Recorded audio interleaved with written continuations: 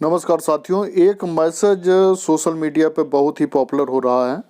तो ये क्या है कि नर्स के मैसेज को पढ़कर बेहोश हो गया मरीज।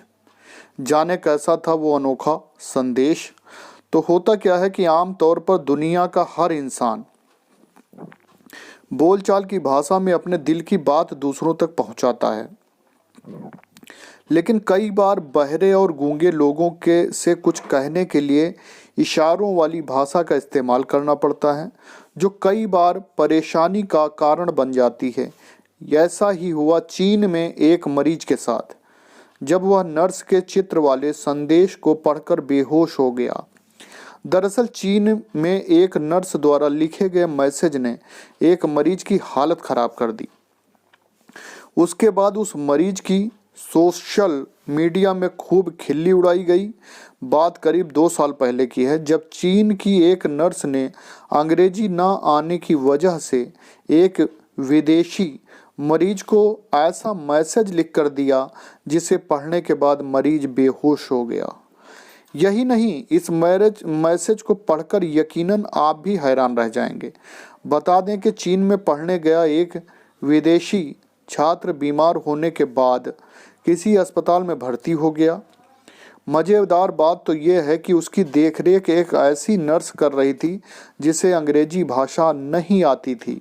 हालांकि नर्स को इस बात का अंदाजा था कि विदेशी मरीज को उसकी बीमारी और दवाओं से संबंधित जानकारी देना आवश्यक है।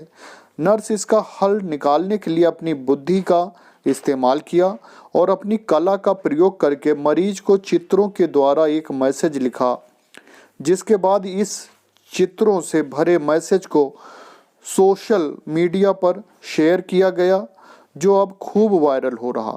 अगर नर्स की भाषा में समझा जाए तो उसका कहने का मतलब साफ था।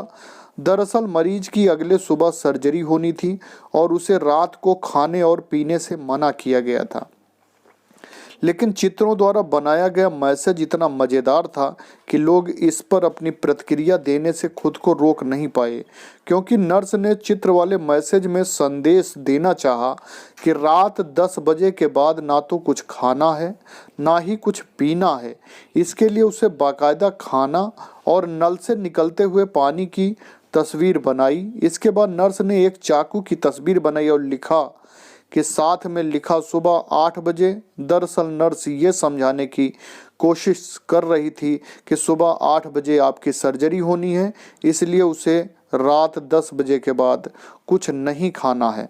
तो ये बड़ी ही सोशल मीडिया पर वायरल हो रही थी खबर, तो मैंने सोचा आपको भी दे दिया जाए। बहुत बहुत धन्यवाद है आप सभी।